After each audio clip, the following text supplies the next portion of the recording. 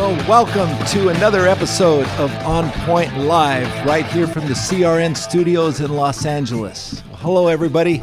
I'm Vince Ferragamo, former Los Angeles Rams Super Bowl quarterback, and to my left over here is my good friend and former teammate, 20-year NFL legend and Hall of Famer, number 78, Jackie Slater. Thank you, sir. Thank you very much. I appreciate that. Jackie, number 78. Can you believe football is upon us already? It just seemed like we were watching it live. Yes. Yeah, well, I knew it was coming because a certain time of year, I just get this strong urge to go run and to go lift and to do all of this stuff. It's a timing. Yes, it's timing. It's a seasonal thing. I don't do it. But I just get the urge to do it, certain times of year. Boy, Jack, you wore number 78, man. And every time I close my eyes and think about a Ram jersey 78, I see your body in that jersey, but there was 8 jerseys that have been retired, okay?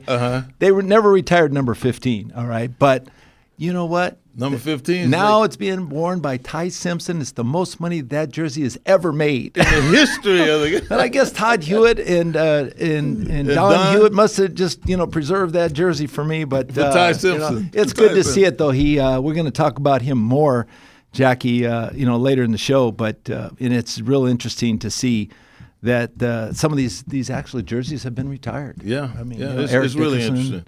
You didn't mention Marshall Faulk or Isaac Bruce. Both those guys were dynamic players. Marshall Faulk he was just a little back. He's just a little back that could do everything that any back did, but he could catch the ball as well. So and Jack Youngblood too. Eric Dickerson, Merlin Olsen. Member Isaac of the Bruce, as I said, and number 75. Yeah, Deacon Jones. Wow, that resonates with the guy who created the terminology that we use when we talk about tackling quarterbacks, the sack. The sack. He was the original guy that or the head slap. The head slap. He made that they had to get rid of that one now, I'm telling you. The head slap was no fun for an offensive lineman. Well, there's so much to talk about with all the preseason that's going on now and evaluating all this talent that's out there, Jake, these top draft picks that came out of the draft. New guys. So we just want to remind our viewers to visit us on our website, onpointlive.net. You can watch all our episodes and see those. You can subscribe to our YouTube channel, On Point Live with Vince and Jackie. And don't forget to follow us on Instagram, on.point.live. And Jackie, how about the wonderful cheese that's our major sponsor? Harmony Cheese. HarmonyCheese.com. It's the best cheese in America. Hey, email us at onpoint@crntalk.com. And I hope you enjoy the show. Today it's going to be packed with a lot of information, a lot of episodes with what's going on in the NFL. So stay with us here at On Point Live. We'll be right back.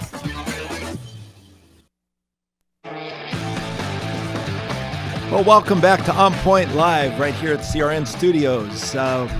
Jackie, we got to remind our viewers that Harmony Cheese, has done such a marvelous job at making this show possible for all of our viewers and listeners. And we just remind everybody you can also listen to us on CRN Championship Radio Network, every week, 4 times a week, or Tuesdays, Wednesdays, Saturdays, and Sundays. So do listen to us and do follow us. But then if you order your cheese from Harmony Cheese, ask for Miss Bree. Miss Bree will take good care of you. That's right. And get that discount. Tell them it's CRN Talk. Put CRN Talk there and get that discount. Absolutely. Well, Jackie, we have to talk about what's going on right now. Late summer now. It's football time and it's preseason in the NFL. We got to get your impressions on the first week in a preseason game. We're looking at a lot of these quarterbacks, and not a lot of the starting quarterbacks as we already very familiar with, but some of these newcomers that are coming into the league now, Jackie, and. And then some matchups where we don't know which way it's going to go. Right, and there's a lot of competition. A lot of competition. Let's start with the Cleveland Browns. Let's talk about Deshaun Watson. Deshaun Watson has been, Shedeur Sanders. His history is out there, but when you look at the games, you got to evaluate these guys not only by their numbers, but what the kind of juice that they bring to the table relative to the enthusiasm of their teammates. Yes. Now, Deshaun Watson has been a guy who has been a favorite of his teammates for years and years and years. He has some up and down times, but he's always been a team favorite because guys have trusted him with his ball delivery and whatnot. Shedeur Sanders, 2 years at my alma mater, he was the best in HBCU football. He's proven that he's been well schooled to throw the football and to be a quarterback in the National Football League, a leader of men also perhaps. But these are the two guys right now two competent players that are vying for that starting job with the Browns. And right now, Vince, it looks like Deshaun Watson, relative to the numbers last week, might have be currently favored to start. 11 of 15, 126 yards versus Shedeur Sanders with 6 of 11 for 79 yards and 1 interception. That doesn't mean that's his best football by any stretch. But, I mean, if you're looking at head-to-head competition right now, you're going to like Deshaun Watson and what he's done. Well, if anybody can make that decision correct, Jackie, it would be the head coach in Todd Monken, because he really has a clever approach to offensive schemes, and he knows what type of players need to fit those schemes. And I think that the quarterback to lead any NFL team has to have the totality of his personality trait. He has to be committed. You have to be a great leader. You have to be resilient to faults, and accept the blame. You have to be able to take a hit. We'll talk about that too. You got to be able to take a hit. And taking a hit. Somebody's going to get beat every now and then. Well, that's right. And we had that brings to mind what happened in New York. Right. The Giants, with their new coach John Harbaugh. Jackson Dart, their quarterback, who was drafted number 1 last year. Jack had a great rookie season. Yeah. Okay, and he's got a lot of talent. Right. But there comes a time when you're going to get hit, and one of the ex-quarterbacks, Hasselbeck, mentioned the fact that you got to jump up from a hit and just shake it off and shrug it off if you can.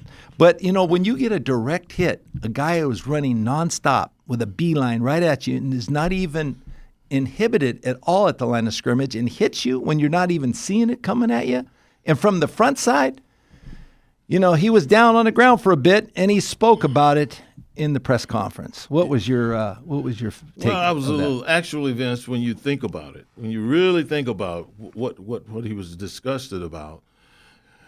He really shouldn't have been. His problem, it wasn't with the fact that the back missed his block. It wasn't with the fact that they were in the wrong protection or the wrong scheme or somebody ran the wrong route. The problem that he had was that he was mad with the system that's been put in place to protect players. Now, that's the tent. Exactly, which is taking him, who got hit and hit hard, who delayed himself from getting up right away to say to the referees, "Oh, I'm okay." He laid there for a couple extra seconds, and then they take him off and take him to the tent, and he is upset because they are protecting him. Now, I want to say a year ago, Vince, in something like 53% of the games that he played 43% of the games he played, he was in the tent. 43% of the – think about it. That's not all on the quarterback, though, Jackie. Vince, that's almost half the games that he played in. He sustained some kind of tackle that made the referees have him put in the tent. Well, that's the reason why. Tent. So he's going to get hit in a game, and he lays there for an extra second. Sure, he's being tough about it, but they take him to the tent, and then he's going to get mad at them. I mean, that's just the most ridiculous thing that I've ever heard coming from somebody who has a rule put in place to protect him. It's put in place to protect him. Well, this is the idea that football is a team game. It involves coaching. It involves players. It involves teamwork, everyone doing their own assignments correctly. And now that's the reason why they hired John Harbaugh, a coach like that who has the experience that can come in and resolve these kind of question marks, Jackie. But as you know, any good offense has to have great protection. And a lot of teams run the football successfully, so it alleviates their passing, so it makes their passing more adaptable. And not only that, Vince, but it also beats the pass rush out of defenders when they have to rush the passer. They're not so spry about it when they've been getting hit in their lips. And coaching and play calling has a lot to do with the selection process to keep your offense in a safe position. Okay, Greg Roman, Matt Nagy have to come up with a plan that's designed to assist the quarterback and be successful and efficient at what they do. And when you're looking at that play, when I saw it, he's looking to the left side thinking he's protected on the right side. Right. Now, if he's looking towards the right side and has a read there, he could see the oncoming rush and avoid that rush. And but he was concentrated on the left side. So when you do that, you better make sure through offensive game schemes that we have the right protection on that right side. You got the right players in there. I saw the play. I saw the play, Vince, and the back just whiffed. The guy. And subsequently, look at what they've done. They went out and signed Najee Harris. Big, strong, physical back that can handle the linebacker or defensive lineman coming in on the pass rush. So it was the back's responsibility to take this clean hit off the quarterback. But, I mean, you got to figure that the quarterback should have known who the protector was, how long he can hold a block, what this defender is capable of doing when he comes. All of that should have been in the quarterback's mind now. I'm not just going to feel sorry for the quarterback because he got hit and everything. He's got to anticipate a little bit as well. Well, let's hope they can resolve those issues, Jackie, because they're going to have a long season if that doesn't happen. They got to keep that quarterback healthy and doubt about that. Preserve his health. No doubt about that. The other thing that we saw, 2 quarterbacks in Minnesota, Jackie, and before the preseason ever started, before any games, they selected Kyler Murray. Kevin O'Connell selected him to be their quarterback for the Minnesota Vikings. And so now J.J. McCarthy, what does that say to J.J. McCarthy moving forward?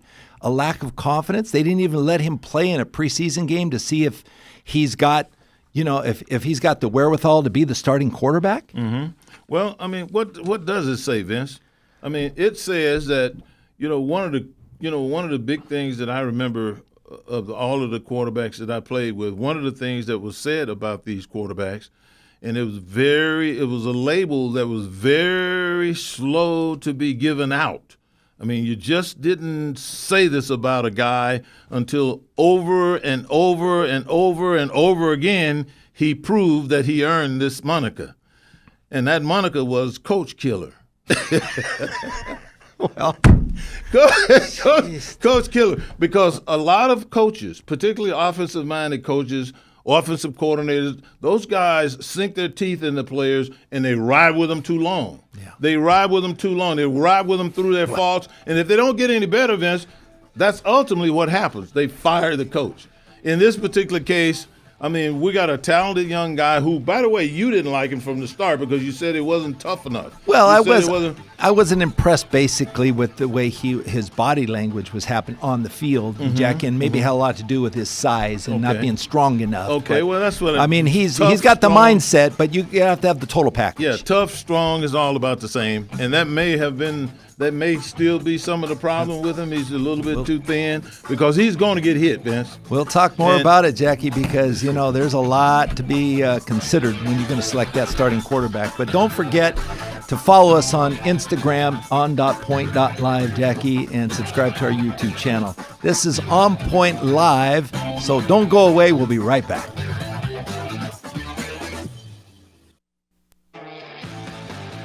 Well, welcome back to On Point Live, sponsored by HarmonyCheese.com, the best cheese in the world.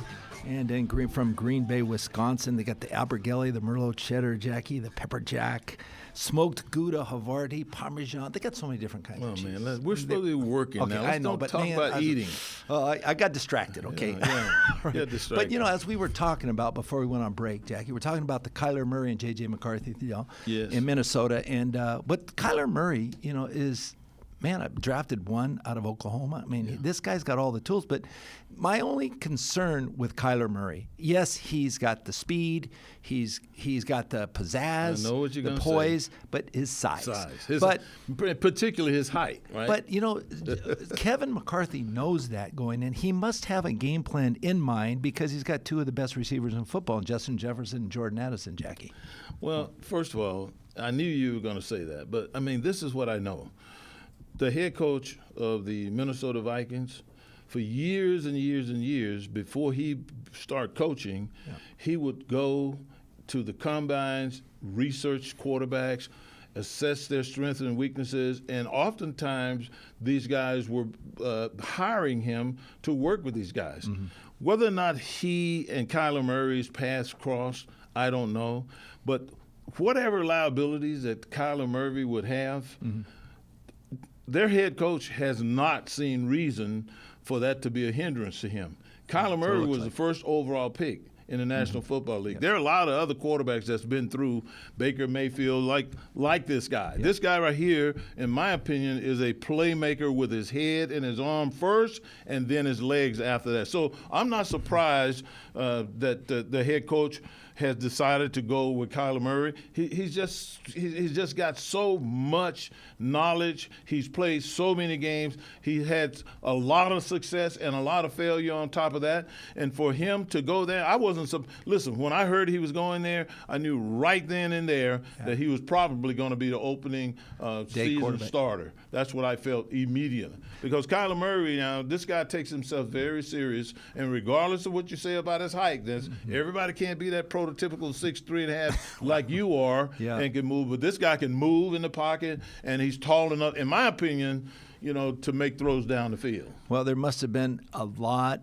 of attention to his ability as a quarterback to be named the starting quarterback before any kind of competition would occur in game style offense. But, Kevin O'Connell's worked with a lot of quarterbacks. I think Joey Burrow he worked with as well. Jackie, he's having a hard time in Cincinnati. He's got Jamar Chase, T. Higgins, two great receivers, and they need a great offensive line. Hopefully they'll be able to resolve that if you're a Bengal fan. It's funny that we're sitting here and you had to make that statement. Yeah.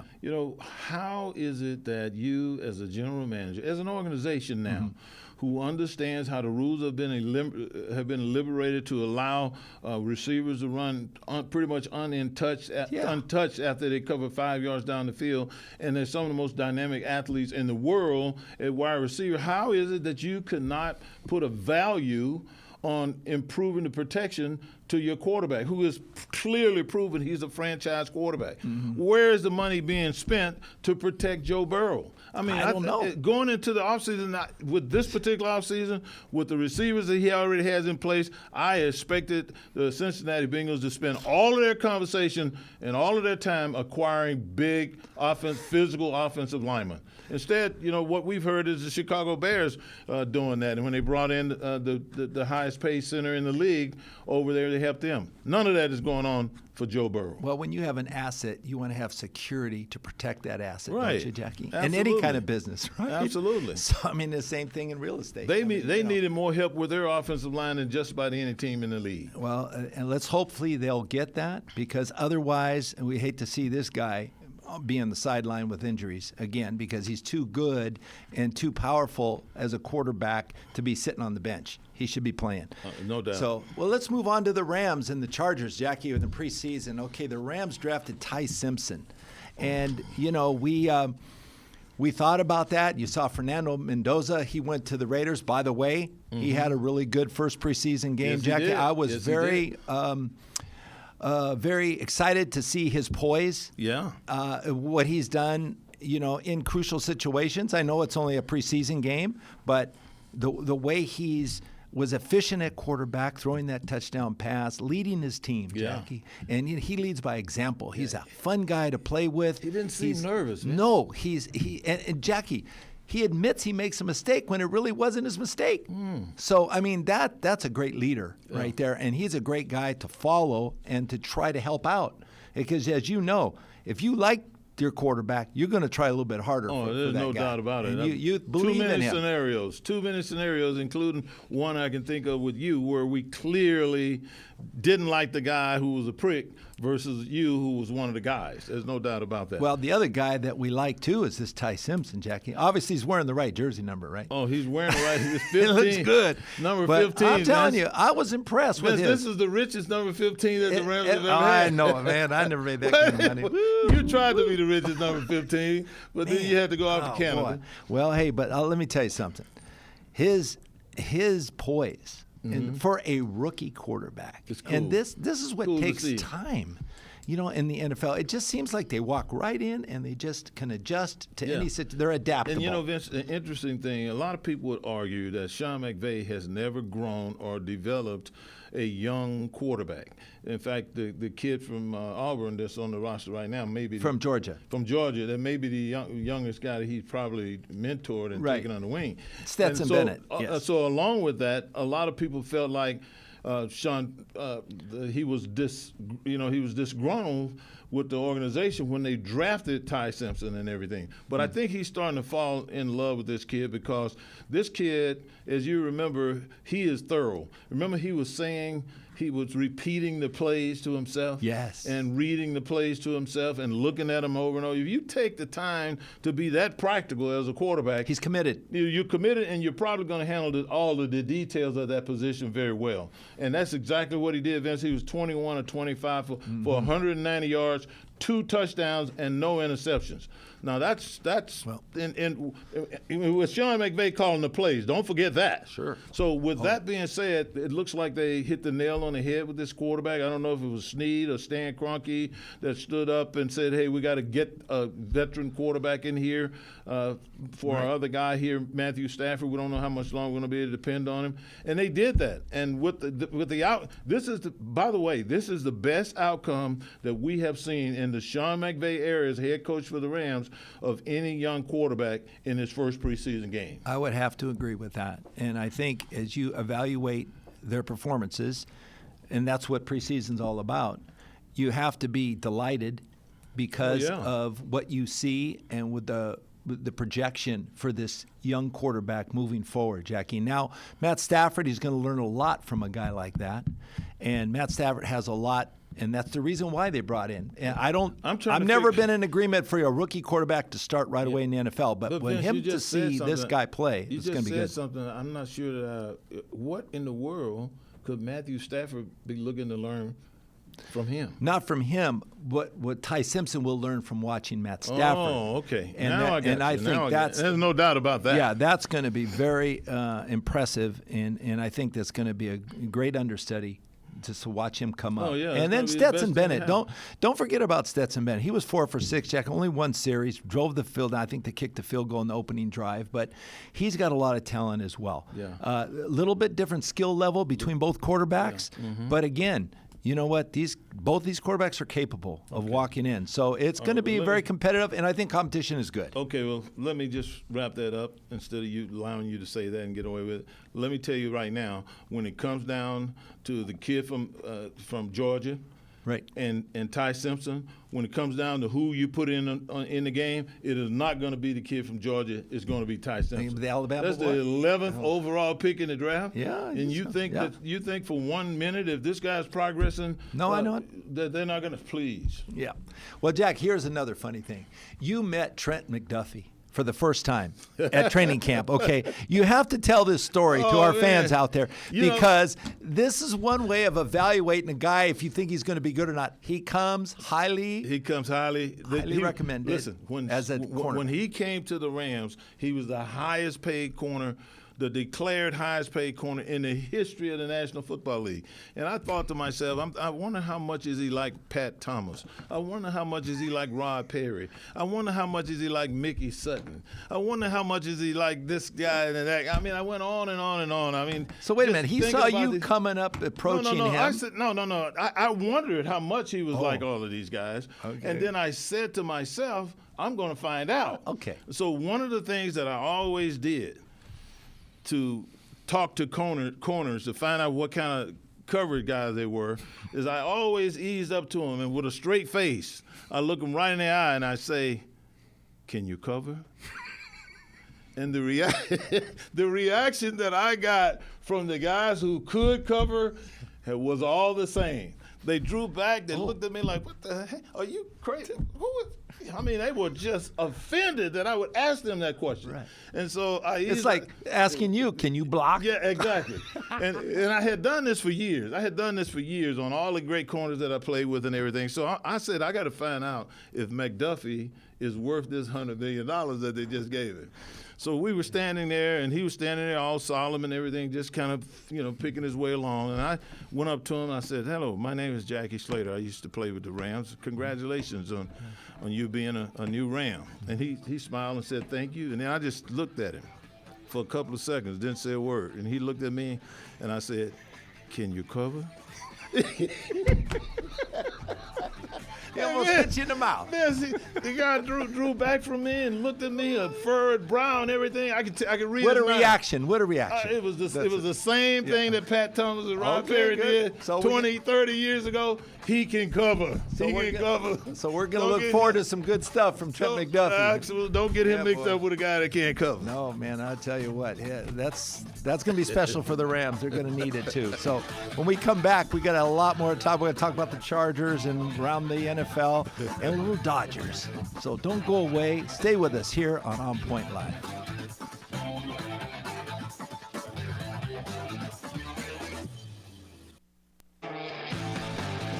Well, welcome back to On Point Live.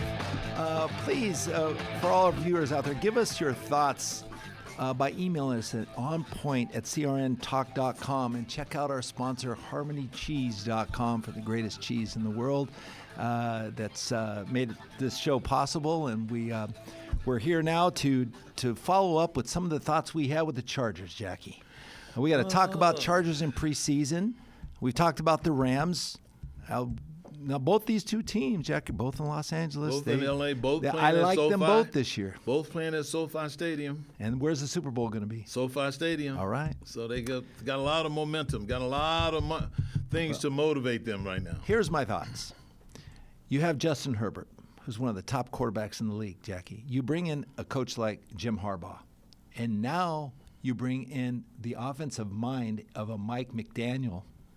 And you have a Chris O'Leary who has another mindset for defense. I think this combination of coaching staff is going to really excel, and they're really going to take their team to a long way in the season. That is my preseason belief. And what's your thoughts? This is what I'm going to challenge people to look at relative to their evaluation of the Chargers. Look at the Rams. Look at Sean McVay and his talented coaching staff, and look at the work that they've done and how they've done it. Mm-hmm. Now, all of a sudden, Jim Harbaugh has come to town. He's sitting in the backyard of the Rams right here at SoFi, playing in the same stadium, and he, in my opinion, has a formula for getting games completely dominated. And this is nowadays in the pass-happy offenses that we're seeing around the National Football League, Vince, it's all about the quarterback. We were talking about quarterback a half an hour ago. Yep. Couldn't get off the subject. Got to know about the quarterback and the offensive play caller and then the receivers. Okay? Well, that's not the case with this Charger football team. And this is the reason why I like the Harbaugh brothers, because they are going to prioritize running the football. Yep. There's no doubt about it. If you play with the Chargers and you're an offensive lineman like Slater, the left tackle, and Joe Art, the right tackle, these guys, you better be tickled to death, because they're going to give you an opportunity to flathead some of those defensive linemen and not let them be sitting there rushing the passer all day long. And that's what, to me, running the football, being physical at the line of scrimmage with a good back who can consistently carry the football, maybe upwards of 20 times a game. I know they ran it 21 times a game this last preseason game. You know, if you can get a back like that, working behind an offensive line like that with a mindset of the offensive coordinator and the offensive coaching staff to run the football first, I'm telling you, this is the way you win football games, and everybody who watching the Chargers are going to see that firsthand, because Jim Harbaugh is going to put that quarterback on the center. He's going to hand the ball off. He's going to play action pass, and you're going to see not too much back there in the pocket from Justin, sitting deep back there from Justin Herbert. This guy knows how to win football games, and I'm looking forward to watching him.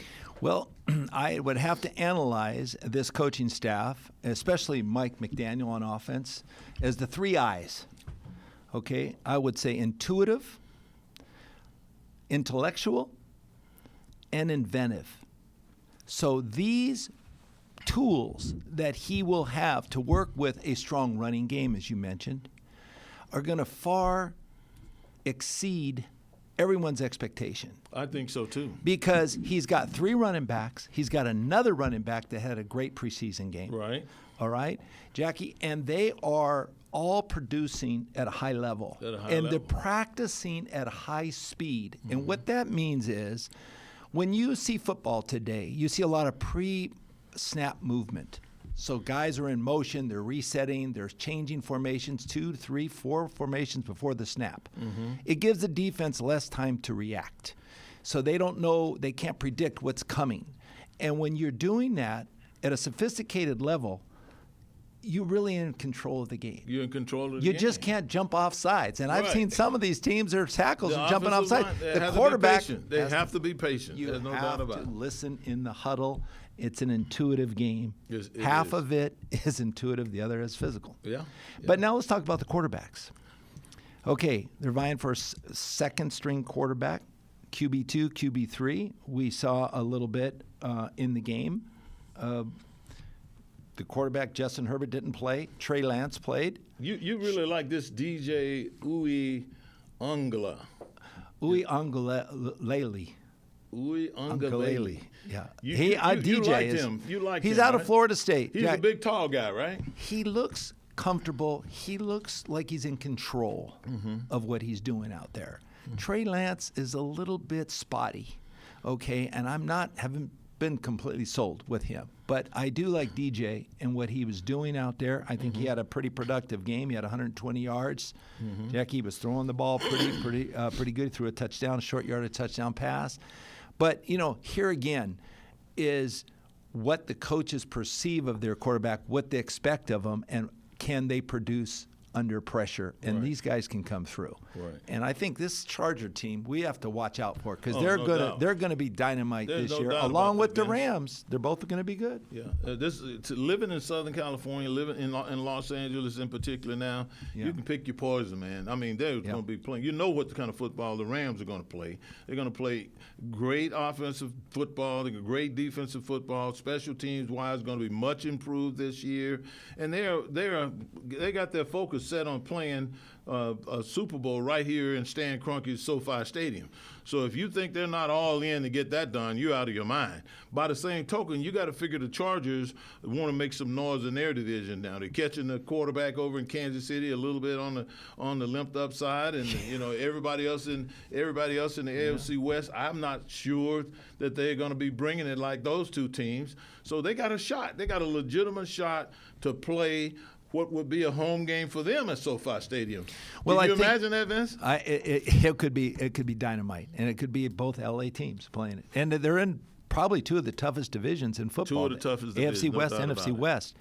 I think their Chargers are one step up because they had this envisioned a type of team last year. The Broncos are another team like that. The Raiders are new on the front this year. They got a with good Kurt young Kubiak. Good young quarterback. It's going to take them a little while.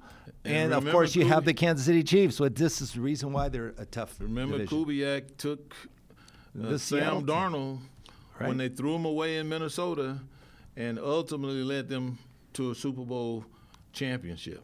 They did. So Kubiak is a guy that I trust. Not only that, but I like the way the organization has gone about its business of putting the young quarterback, the Heisman Trophy winner, in a position where he don't have to do as much. Because the center that they just made, the highest paid center in pro football, that guy is going to take a lot of the protection responsibility calls off of that young quarterback. There's no doubt in my mind about it. Yeah, that's the strength of any team is their ability to protect, run the football and play good defense. And we're talking about defense, Jackie. Right. Chris O'Leary with the Chargers. I think this is an elite type of defense. There is a lot of upside to this side of the ball this coming year. And this is, if anything, there has never been this much attention towards a defensive Charger team. Right. It's always been offensive with Dan Fouts, all this offensive production with Eric Coryell. But now it's more balanced, I see, and I think this will lead them further down the road. And also, Vince, if you were to look at it over the last 3 years, it seems like to me they have accumulated more stars on the defensive side of the ball than they have on the offensive side of the ball. They got the highest paid safety that they've paid the highest amount in over 3 years. What's his name, Corey? the safety with the Chargers. Derwin James. Derwin James. Thank yeah. you very much. I keep forgetting his name. Derwin James has become the highest paid safety for 3 consecutive contracts that he has done. That says a lot about him. And they got good cover guys. They've invested in their defensive line. Guys can get up the field and put pressure on the quarterback. They got linebackers that can play the run. They got linebackers that can cover. Yeah. So to me, the Chargers are prime right now to make a lot of noise in the AFC West, Vince, and then in the AFC in general, because I know Harbaugh and his offensive coaching staff are going to run the football. They're going to flathead a lot of these pass rushes, beat the pass rush right out of them, and that goes a long ways in having a great passing game. Yeah, a lot of great young talent, Jackie. They've been drafting wisely. They got Jake Slaughter, who's projected to probably be a starter in his second round this year. Right. Offensive guard, offensive center. Yes. I mean, that'll give them some depth there. They got another running back, Amar Johnson, who looked great in preseason. He's behind 3 good running backs already on their team. So this is where the rubber meets the road, man. Yep. The offensive guard position, the good running back position, this is where the rubber meets the road. Yep. And if you can't see that as a fan, as a football fan, then you need to go back to football 102. Okay, they're doing everything right in the Charger organization this year. And it's going to be a big contest as the year goes along to see which L.A. team that people in L.A. think is the best. Well, we're talking football, we have to spend some time on Major League Baseball. Oh, yeah. And the Dodgers, the Los Angeles Dodgers.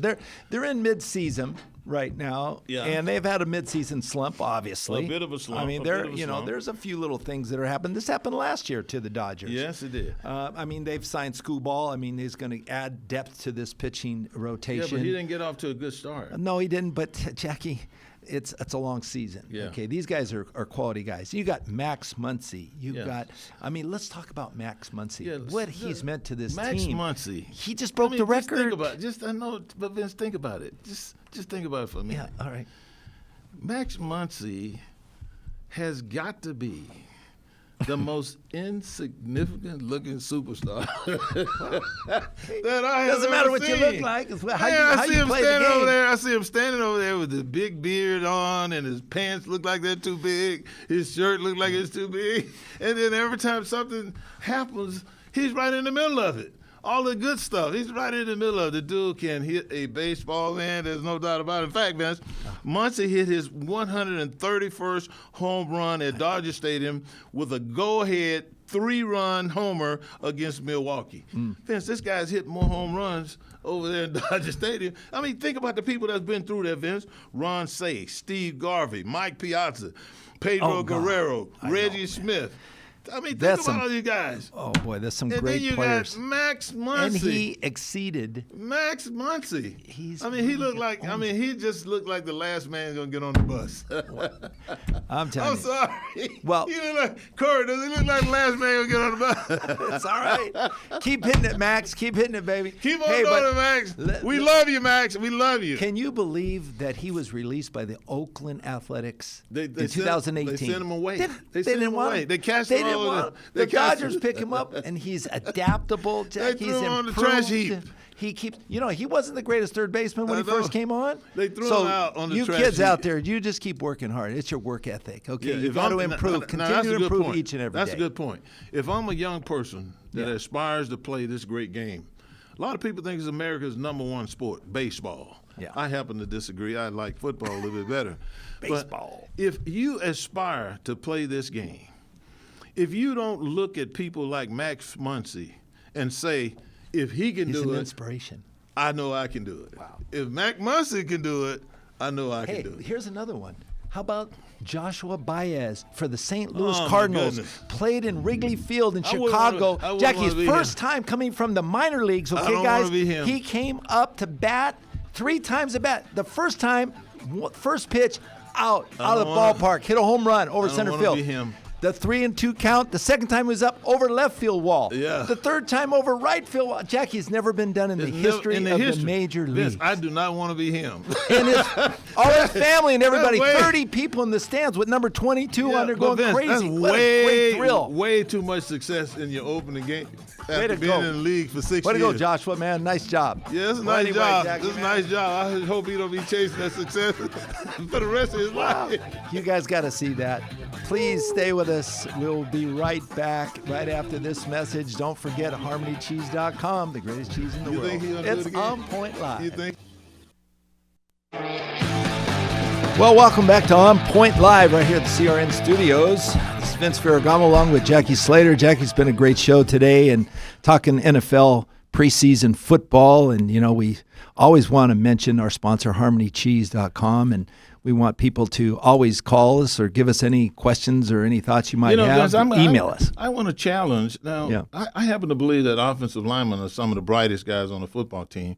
I'm a little bit surprised that I haven't gotten any questions from all of these offensive linemen around the country about anything, our show or anything else. I'm a little bit surprised that no one has reached up and tried to reach me. So I want to see you reaching me and letting me know that you're watching this as an offensive lineman. That's right, Jackie. All that information you give those guys when you're teaching them, man, they ought to recite that back to you. I have to have a little more time to get them to learn all that stuff. Yeah, that'd be great. Well, anyway, Jackie, let's move our thoughts over to the WNBA. And you know, there's been so much controversy and intense criticism on some of the officiating and why the calls were not being made. But you know what? In the end, the WNBA's TV ratings are up 15%. Yes, the revenue sharings are up high. Yes. This is a result of what they're bringing to the table. Right. People are watching it more. Right. Why? You got players coming out of college that are recognizable, like a Caitlin Clark. Right. I mean, she's a scoring machine. Right. And you got controversy around her. Right. You got people beating her up Come and all on, that. man. You know, She scores. It's a tailor-made storyline to attract the attention of anybody who loves the game of basketball, not just girl basketball. Well, what do you think about Shaq's idea to lower the basketball height from 10 foot to 9 foot? Well, that might have some.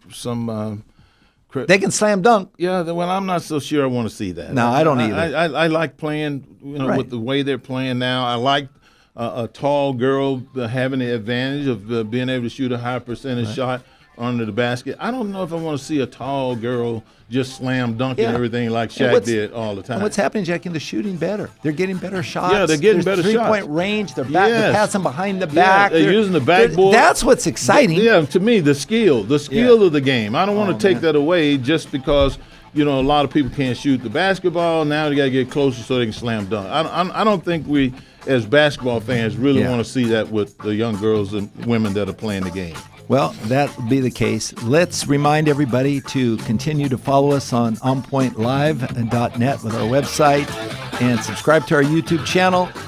For all of us here at the CRN studio, we want to wish Michael Horn a speedy recovery. Jack, come on, Mike. Back. Mike. So what do we say, Jack? Stay on point.